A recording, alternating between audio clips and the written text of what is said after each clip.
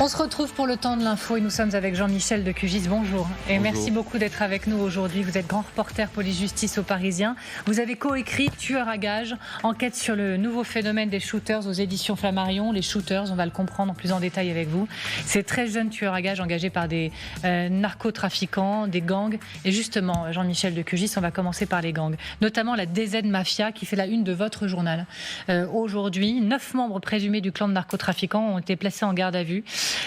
Vous dites de cette DZ Mafia, et ça va nous passionner, qu'elle est au cœur de l'explosion du phénomène des shooters.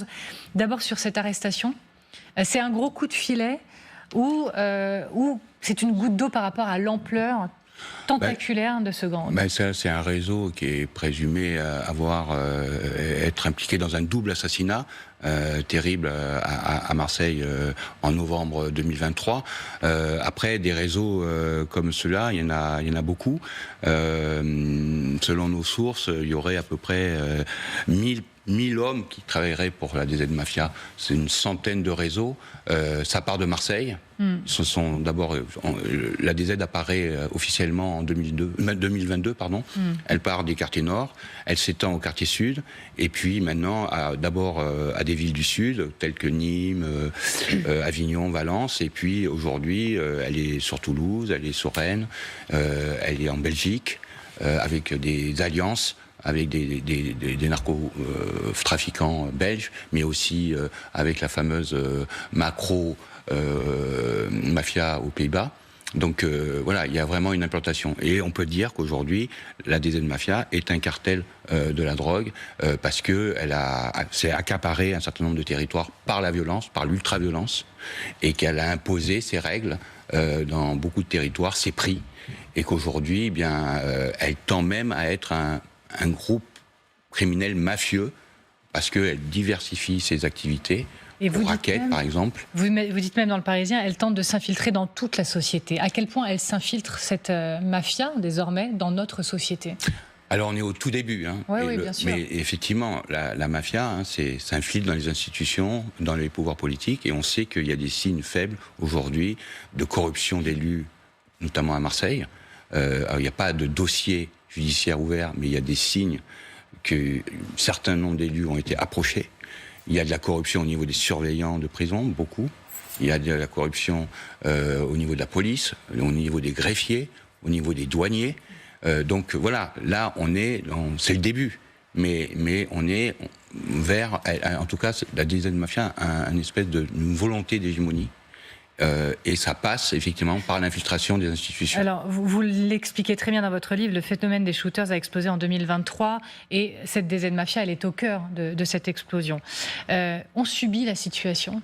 Actuellement, la France, elle est en retard sur ces mafias, sur ces cartels. On va revenir sur les mots dans quelques instants. La situation, elle est même sous-estimée.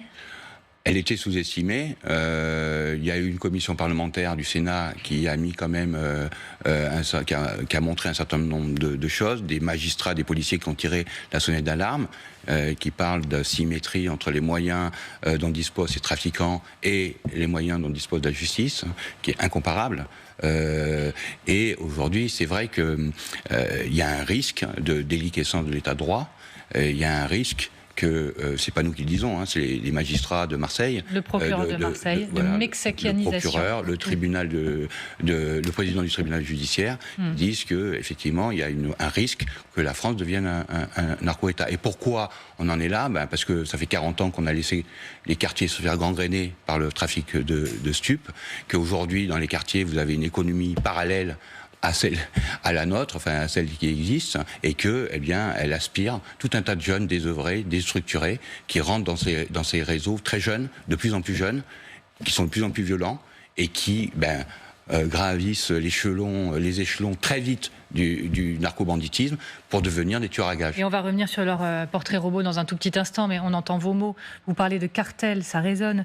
Dans votre livre, vous comparez les shooters à des sicarios, ces tueurs sous contrat qui agissent en Amérique du Sud, employés par les cartels de la drogue ou des mafias. Certains se sont un peu pincés le nez sur ce plateau quand on parlait de la mexicanisation, qui a pourtant été mise sur la table par le procureur de Marseille lui-même, et vous le reprenez ce terme. Vous dites qu'il faut le regarder en face, en fait. C'est mexicanisation du trafic, mexicanisation du crime, mexicanisation des prisons. c'est exactement les mêmes méthodes qu'au Mexique. Alors on n'est pas au niveau du Mexique dans la quantité, mais ni dans le fait qu'on soit un narco-État, mais c'est exactement les mêmes méthodes. C'est-à-dire que la DZ Mafia, par exemple, eh bien, elle emploie exactement les mêmes méthodes d'ultra-violence, et que les sicarios, ces gamins qui viennent des favelas, des quartiers défavorisés d'Amérique du Sud, et qui sont recrutés par les gangs, par les cartels, pour aller tuer les caïds rivaux, ben, on a exactement la même chose aujourd'hui en France, des gamins très déstructurés, très jeunes, complètement amateurs, qui ne savent pas manier les armes et qui sont recrutés sur les boucles les réseaux sociaux, le darknet. Sur les mots, encore une fois, est-ce que vous parleriez même de guerre? Je vous pose la question parce que pour parler de ces jeunes... Entre eux, ils se font la guerre. Non, mais vous parlez de jeunes soldats zélés. Vous les comparez à des soldats. Donc je vous pose la question, est-ce que pour vous, il y a une situation un peu de guerre dans tout ça? Entre eux, bien sûr qu'il y a une situation de guerre. Ben, il y a eu 49 morts à Marseille en 2023, liés au narco-banditisme. C'était la première fois qu'il y avait... Pourtant, Marseille est connu, hein, il y a toujours eu des règlements de compte. Mais là, on est dans une autre chose. On a d'autres méthodes, un mode opératoire complètement différent. Vous avez une main-d'œuvre infinie, jetable, interchangeable. Des gens, des gamins, des petites mains du trafic qui sont d'abord des victimes, hein, avant de devenir des auteurs, qui sont eux-mêmes recrutés, manipulés, recrutés sur les réseaux sociaux par des caïds qui sont soit cachés à l'étranger, soit qui commanditent les meurtres depuis la prison, alors qu'avant, il y a 10 ans encore, c'était les caïds qui s'entretuaient entre eux. Un caïd, il ciblait un autre caïd qui était un rival, et c'était ou lui ou son lieutenant qui allait le tuer.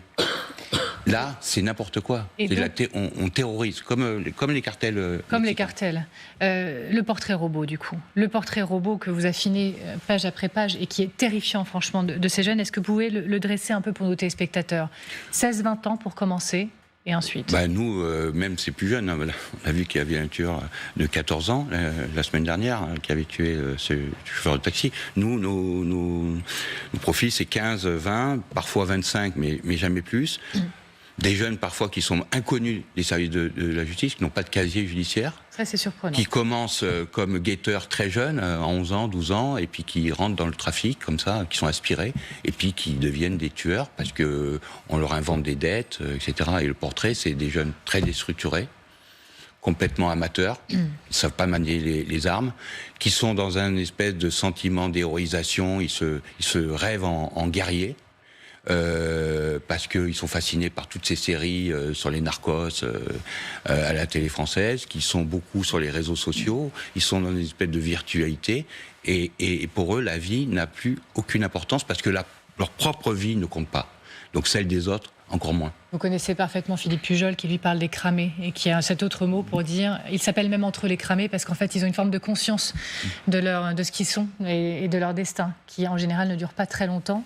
Marie Chantrey, vous aviez une question? Oui, vous y consacrez notamment un chapitre dans votre livre. Les femmes prennent la relève, écrivez-vous, en disant que le narco-banditisme notamment se conjugue désormais au féminin, et que pour la première fois en 2023, 4 femmes ont été mises en examen pour préparation d'assassinat. Ça, la justice constate un nouveau phénomène? Oui, la féminisation, le narco-banditisme se conjugue maintenant au féminin. Dans un double meurtre qui s'est déroulé en 2023 à Salou, en Espagne, qui a été un tournant dans la guerre entre ces deux gangs, DZ Mafia et Yoda. Il y avait 8 femmes qui étaient présentes dans le réseau. Il y en a 5 qui ont été mises en examen, notamment une qui s'appelle Alicia, qui était qui est ensuite devenue une tête de réseau. Alors on n'a pas encore de femmes tueuses, mais elles deviennent de plus en plus importantes dans les réseaux, et elle avait pris une grande importance au niveau de la DZ Mafia. Donc elle est en prison aujourd'hui. Parce que vous dites au départ, les femmes servaient de nourrices. Exactement, c'était des nourrices ou de prête-noms, elles permettaient de cacher la drogue, etc. Aujourd'hui, c'est elles qui organisent. Certaines organisent un assassinat, elles recrutent. C'est elle qui recrute Alicia a recruté un tueur, des logisticiens, elle trouve des armes, etc. Donc on a on a franchi encore là, une fois encore, un palier. Alors, il n'y a pas encore de femme tueuse. La prochaine fois, le prochain palier, c'est une femme tueuse. Pierre Fournier. Oui, vous parlez de main-d'œuvre interchangeable. Ce qui frappe, c'est que le recrutement se fait de plus en plus sur les réseaux sociaux. Donc, en fait, il n'y a pas de contact direct. Il n'y a pas de contrôle non plus. Est-ce que ça aide à déshumaniser, finalement? Vous disiez, maintenant, une vie, ça ne vaut plus rien. Ah bien, il y a une dépersonnalisation des victimes, en tout cas, et il n'y a aucun contact, aucun lien entre le commanditaire, qui est souvent en prison. 85% des meurtres en 2023 ont été commandités depuis la prison à Marseille. Aucun lien entre le commanditaire et la victime, ce qui rend évidemment hyper complexe les enquêtes pour remonter jusqu'à ces commanditaires. Normalement, il y a une forme de contrôle par les parrains sur. Ça, c'est fini. Aujourd'hui, on est dans les cartels. On est dans une hiérarchie totalement horizontale, totalement éclatée. Il n'y a plus un parrain qui est là et qui contrôle. Même entre eux, ils se font la guerre. Ils se carottent, comme on dit. Ils se volent entre eux. Ils se tuent entre eux parce qu'ils se volent aussi d'abord entre eux. Donc voilà, il n'y a plus aucune... C'est sans foi ni loi. Alors, c'est la loi de la jungle. Qu'on entend quelques mots dans votre bouche, nourrice, carotte, etc. Vous commencez même votre livre par un lexique à destination du lecteur, parce qu'on est vraiment dans un monde à part. Et donc ça va de barbecue, et c'est terrifiant. Pratique dans le narcobanditisme consistant à incendier vivant ou mort un rival. Ça va à voiture relais, véhicule logistique chargé de récupérer les équipes de tueurs après un assassinat à un lieu donné. Il y a guitare ou Gigi, vous pouvez nous dire ce que ça... La guitare à Marseille, c'est la Kalachnikov. C'est la Kalachnikov, voilà. Et donc c'est la démonstration que c'est un monde à part, avec son propre langage, ses propres codes. Viviane. J'ai une question sur les prix, parce que ce qui choque évidemment, c'est les tarifs. Vous parlez de cet adolescent de 14 ans qui a été mandaté pour tuer quelqu'un pour 50 000 euros. Denis Trossado, qui est spécialiste du grand banditisme et lui aussi journaliste, dit qu'aujourd'hui ça vaut même moins cher que ça. Lui dit entre 5 à 10 000 euros, vous trouvez quelqu'un pour tuer facilement votre voisin. Autrement dit, aujourd'hui dans les quartiers nord de Marseille, il est plus simple de faire assassiner son voisin que d'acheter une voiture. C'est ça la réalité du terrain? C'est quelques milliers d'euros. On a même vu, nous, une annonce, parce qu'ils passent des annonces, cherche travailleurs déterminés, mais c'est les termes, je rigole pas, travailleurs déterminés et sérieux, c'était une annonce de la DZ, pour 35 000 euros et 5 meurtres. Oui. Donc on en est là, oui, c'est des... En fait, c'est même pas l'appât du gain. Il y a l'appât du gain pour ces jeunes-là, puisqu'ils sont très jeunes, et 2 000 euros pour eux, c'est de l'argent. Mais c'est pas ça. Ils sont dans une quête de valorisation de leur existence. Ils cherchent une gloire éphémère, et on est un peu dans le même système que le djihadisme. Ce sont les mêmes ressorts. Vous le dites, que le djihadisme. L'argent n'est pas forcément le seul moteur. D'ailleurs, vous les comparez à des émules de Daesh dans votre livre. Oui, alors il n'y a pas la dimension religieuse, mais autrement, ce sont les mêmes ressorts. C'est-à-dire que ils sont recrutés comme dans ces dernières années, il y avait en Syrie, vous aviez des types sur site qui commanditaient des attentats. À travers des boucles de télégrammes, etc. Et c'était des jeunes français qui allaient tuer des gens, décapiter des professeurs. Et bien là, on est exactement dans le même registre. Hélène Bonnet. Vous faisiez la comparaison donc avec les cartels d'Amérique du Sud, notamment au Mexique. Dans certains pays là-bas, on envoie l'armée face aux cartels. Alors nous, on n'est pas du tout là. Mais est-ce qu'il y a une ébauche de stratégie? Est-ce qu'on a quand même des moyens de lutter contre ça? Et si oui, lesquels? Moi, je pense que si on en est là, c'est aussi parce qu'on a été très focalisé, à juste titre, sur le terrorisme, sur le djihadisme. Et du coup, la criminalité organisée, on l'a laissé un peu de côté. Qu'on n'a pas vu ces jeunes arriver là, comme on n'avait pas vu à l'époque les jeunes djihadistes, on n'a pas vu les jeunes tueurs à gages. Et effectivement, il faut vraiment un plan, moi je pense, très important, un plan Marshall. Où il faut prendre ces gamins dès qu'il y a des signes de défaillance très jeunes, parce qu'on voit que ce gamin là de 14 ans qui a tué ce chauffeur de VTT, il était à 9 ans dans un foyer parce que ses parents étaient trafiquants, étaient en prison. Donc ça pose question quand même, comment il a été pris en charge dans ce foyer. Et c'est vrai que nous, beaucoup de jeunes tueurs à gages, bien, on les voit d'abord, ils apparaissent d'abord comme victimes, victimes de violences intrafamiliales, victimes de la violence de la cité, parce qu'ils sont séquestrés, etc. Voilà, exactement. Et ensuite, bien, ça pose question, parce qu'il y a à la fois l'ASE, l'aide sociale à l'enfance, qui est censée prendre en charge ces gamins victimes. Il y a la protection judiciaire qui doit les prendre en charge quand ils commencent à délinquer. Et visiblement, ça dysfonctionne pas mal. Et donc, je pense qu'il faut un plan prévention pour repérer ces gamins et les prendre vraiment en charge pour éviter que ce soit des bombes à retardement. Et puis, il faut de la répression, évidemment. Il faut rentrer plus dans ces boucles, comme pour le djihadisme, rentrer dans les boucles. Il faut qu'il y ait des, comme disait le patron de la PJ la dernière fois, récemment, il faut des tontons, des indiques numériques qui rentrent, qui s'infiltrent dans ces boucles pour, en amont, désamorcer, essayer d'empêcher ces meurtres. Et puis, il faut avoir un vrai travail sur la prison, parce qu'aujourd'hui, la prison, les têtes de réseau continuent à faire fructifier leur affaire et à commanditer des meurtres. Elles n'arrêtent plus, elles ne stoppent plus les activités des caïds. Et même ça crée des liens, on le voit dans votre livre aussi, l'un dont vous décrivez, Matteo, qui est un des plus importants tueurs à gages et l'un des plus jeunes, fait au début ses premières relations en prison. Une question sur les consommateurs. Je vous pose la question parce que Bruno Retailleau, il a eu cette phrase un peu choc ces dernières heures, on va l'écouter ensemble. Regardez. Je veux m'adresser aux consommateurs. Parce que trop souvent, on dit, voilà, on fume, etc., c'est du rétroactif. Moi, ce que je veux dire, c'est que un joint, il a le goût du sang. Il a le goût des larmes. Parce que derrière le joint, la coke ou d'autres drogues, il y a des réseaux, il y a des mafieux, il y a des gens qui profitent d'autres êtres humains, qui s'engraissent, qui font des fortunes, qui commanditent des crimes, des assassinats, de la pire des façons. Donc, les joints qui ont le goût du sang. Je voudrais qu'on regarde maintenant les propos du ministre de la Justice qui a été interrogé sur le sujet, Didier Migaud. Je ne sais pas si on peut voir les mots s'afficher. Il faut que les consommateurs comprennent que la drogue qu'ils consomment vient de trafic et que les trafiquants sont sans foi ni loi. Il faut aussi se saisir de la question des consommateurs et avec autant de force que ce qui a été dit là. Oui, mais une fois qu'on a dit ça, ce sont des mots. Après, derrière, qu'est-ce que vous faites ? Il y a déjà des choses. Il y a des amendes forfaitaires qui sont où le consommateur est taxé. Mais bon, on voit qu'ils ne payent pas la plupart du temps les amendes. Et puis aujourd'hui, vous avez la livraison à domicile est de plus en plus importante et ne cesse de se développer. Donc très difficile de traquer le consommateur parce qu'il est livré à domicile. Il fait ses commandes sur les boucles, etc. Après, moi, j'y crois pas du tout à la prise de conscience des consommateurs qui vont avoir le goût dont le joint va avoir le goût du sang. Encore une fois, c'est des formules, il faut des actes. Alors, pourquoi pas ? Moi, je veux dire, la répression, il faut de la répression, il faut de la prévention. Mais pour l'instant, je pense qu'on n'a jamais essayé la dépénalisation ou la légalisation.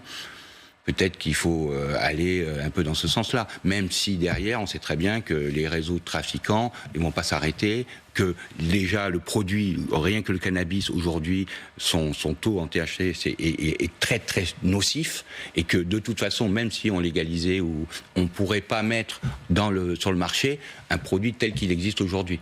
Ça poserait un gros problème de santé publique. Donc tout ça, après, on peut faire des formules, mais ça fait 40 ans qu'on fait des formules, et ça fait 40 ans que la situation dégénère, s'aggrave, et aujourd'hui, franchement, on est dans une situation dramatique. Et on le comprend vraiment à travers votre livre qui est assez puissant et qui est comme un film, c'est-à-dire qu'on rentre vraiment dans ces séquences, on rentre dans ce quotidien, on vit les scènes et honnêtement ça projette et c'est assez fort. Une dernière question sur un tout autre dossier, vous ne m'en voudrez pas Jean-Michel de Cugis, Lina. Après plus d'1 an de recherche, le corps de Lina, adolescente de 15 ans, a été retrouvé hier dans la Nièvre. Incroyable travail d'enquêteur dans cette affaire.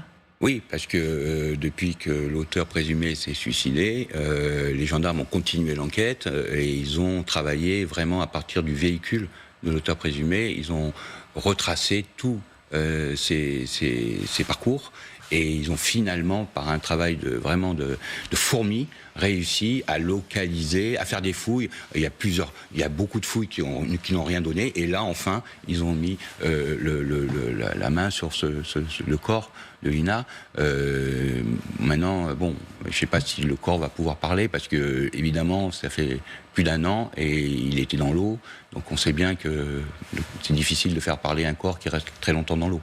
Je vous remercie beaucoup, Jean-Michel de Cusis, d'avoir été avec nous. Votre livre, c'est aux éditions Flammarion. On voit ce livre s'afficher, Tueurs à gages, ces jeunes shooters donc, qui sont payés par les narcotrafiquants dont on parle beaucoup en ce moment. Merci d'avoir été avec nous.